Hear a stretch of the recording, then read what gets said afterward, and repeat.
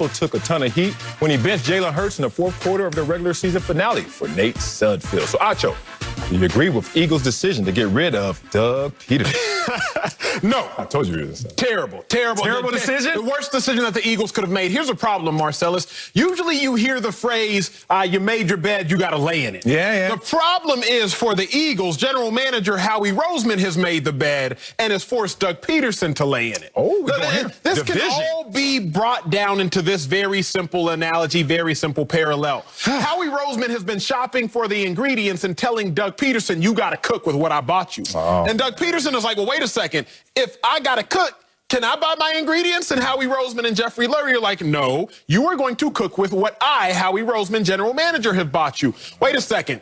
You bought me Jalen Hurts in the second round. I didn't necessarily want Jalen Hurts. I don't care. Carson Wentz keeps struggling. Play Jalen Hurts. But I don't want to play Jalen Hurts. I want to play Carson Wentz. I don't care. Okay, you got me, and we still have Nate Sudfeld. In the last game of the season, I want Nate Sudfeld to get some burn.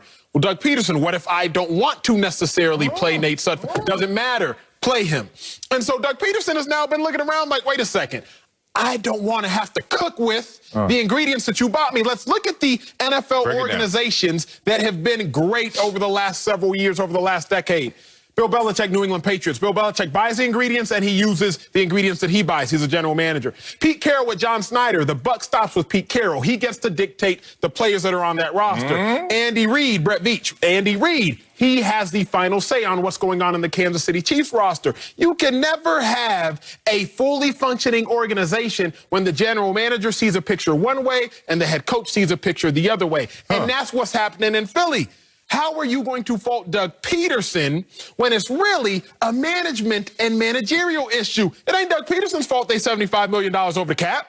That's not on the head coach. So I think completely idiotic decision. I'm going to get into the rest later. I don't think it was idiotic. I think the writing was on the wall. We just didn't want to read it. And you pointed out, highlighted a lot of the ills that happened with this organization. And we know the great savior for Doug Pederson for this long was really that Super Bowl championship. But I think that was also the ultimate ending in that moment of greatness is also going to be what's going to undermine you. Let me just go into detail about that. Doug Pederson, it's a couple cliches and Wileyisms just floating through my head right now. Don't always try to be everything to everyone. Sounds like one. Be hot or cold, not lukewarm. I shall spit you out my mouth. Doug Pederson tried to ride the fence as long as somebody could ride the fence. And finally, he ripped his jeans. And finally, he said, I got to change these jeans. And he needed to change his scenery because of this. Now, he was fired, but in part, he was fired because he probably didn't want to go along anymore with this fence ride, being torn between decisions I want to make and decisions that are being made for me. Correct? Yes, sir. All right. That's what it usually comes down to in these type of situations. But here's the problem. Doug, you're the common denominator in so many ills with this organization. Let's talk about how Doug Pederson has a plan A. And plan A just never works out for Doug Pederson. Plan A, Carson Wentz is my guy. Okay, everybody, kumbaya, let's go with Carson Wentz. We got to use Nick Foles to get us our Super Bowl championship. Okay, no worries. Let's go to next year. Doug Pederson is looking like, Carson Wentz, you're our guy again. Damn, we got to use Nick Foles once again to save the day. Comes up short, but still a playoff push. Then the next year, all right, Carson Wentz, you're our guy, right? You're our guy. Now relax, just play into your role. Carson Wentz regressed to an NFL historical level. And Doug Pederson is still riding with Carson Wentz. When everyone is watching, like we already drafted at that position for a reason. So use him as a resource. Don't just have a resource on your roster that you can use in case of emergency, but don't use them in case of emergency. So Carson Wentz plays 12 of the most futile games we've seen at that position based on the heights he had already accomplished. But Doug Pederson, once again, common denominator through all these. His plan A's never work. Finally, we get it done. You over there exhaling. You mad at me? Finally, we get to the position where we are right now. Jalen Hurts does come in to save the day. Not necessarily the wins and losses, but give you the spark you needed. Also change the fate of this team this year, almost winning the division. But then what happens? Jalen Hurts can't even finish the season. And what occurs then? A controversy. Now, he only played 4 games, but now you got to deal with a controversy for 9 months because once again, Doug Pederson's plan A didn't work out. And once again, no matter what's going on in this organization, there's only one common denominator in all of the highs and unfortunately all the lows.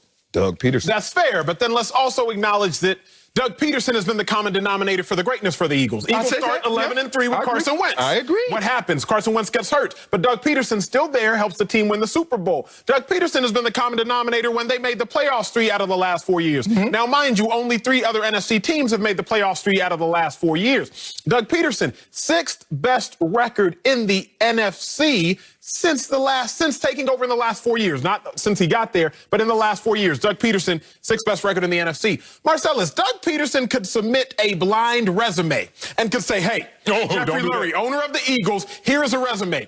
I have won the Super Bowl 3 years ago.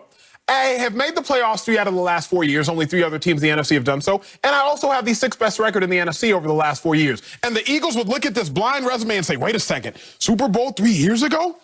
One of 3 teams to make the playoffs 3 out of the last 4 years? 6th best record in the conference in the last 4 years? Yes, you're hired. What's your name? Doug Pederson. Like me, Doug Pederson. Spider-Man, you submit his resume to the team that just fired him, and they would rehire him. That is how you know this is a terrible decision. He can submit the blind resume, and then we do the Spider-Man. It's me. It's the same guy. But you have to be blind to hire him after you know all the details of his resume right here. First of all, you try to go with the simple, the Jerry Jones, Bill Parcells 2.0. Oh, man, you're not letting me cook with the groceries that I want to buy. Stop it. Stop it. If you're a coach, coach. No. Coaching. No. I hate at the NFL level all of a sudden. I need to be in control of everything, but still only be called the head coach. No. It's just it works some places. It also doesn't work in some places. But we can get back into that narrative, but that's not even my point. I just don't like when I hear that. Doug Pederson, who's supposed to have been a quarterback whisperer, doesn't necessarily look like he whispered the right things into his quarterback's ears of late. You know why? Because Doug Pederson's record in his, 4 non-Super Bowl winning seasons with the Eagles was losing seasons with the Eagles. You keep saying blind resume, winning. Oh, you keep forgetting. His total record? Okay, let's go. His record since the Super Bowl? 9-7. Losing. 9-7. Losing. 4-11-1. 23-27-1, including the playoffs. Okay. Here's some knocks against Pederson. Since you want to play this game right now, let's play a little hot potato. Because you ain't going to throw these back. He's stuck with Carson Wentz too long. Be real. 3-8-1. Okay, whatever you want. Lose the division. A division you can win with 7 wins, but you're going to stick with your franchise guy, but end up still pulling him, while not pull him earlier so you can have a chance to win that division. You had the number 26 scoring offense in the NFL. Quarterback whisperer, you said? Lack of balance. They 62% passing, 38% run, especially when they had the leads. Few and far between, still when they had the leads. Second most penalized team in the NFL this year. I'll wait. I think that usually falls on the head coach and some discipline. I'm not done. There's some more hot potatoes. Please. Overly aggressive. We saw that too many times. Highest 2-point try percentage. How that worked out for your butts. Over there rolling the dice every time. Failure to get Miles Sanders involved and you still being a quarterback whisperer. That one I will give you. Whisper to your running back. That one I will give you. Okay. Bad play calling. Not creative with the play calling, whatever you want to call it. Let's go back to 2-point play after 2-point play. Ravens, Giants games come to mind. How about the records of all your quarterbacks in this situation? How come your backups look better than your starter?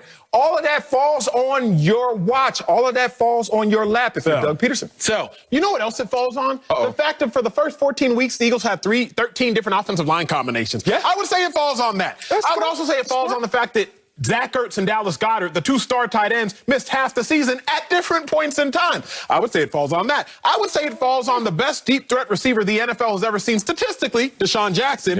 Missed what, about 13 games this season? At least. I would say it falls on that. I would say it falls on Pro Bowl receiver Alshon Jeffrey, 6'5", 235 pounds. Didn't play until week 8 or 9 of the season and didn't really play well until week 13. Until Jalen got there. I would say it falls on that. Jalen got there. Okay. Jalen Hurts? Yes. Don't mention the other Jalen. No. Jalen Rager. The first round pick I know my name. Roseman drafted. I would also say, so when they don't work out, you drafted them. When they do work out, I coached them up. No, here's the problem. Here's the problem. Come on, the problem is this. What's the problem is you say this, hey, I'm going to buy you all these ingredients. You might not want them, but I'm going to buy them for you. You cook. Why you make a meal that I don't like? Well, I didn't want the ingredients. No. I'm buying you these ingredients. You cook. Hey, but I don't. Let's go back because you can remember. I'm gonna go way back after you go. Let's go back to Albert Haynesworth. You should have been in the league still then. 2007. He got.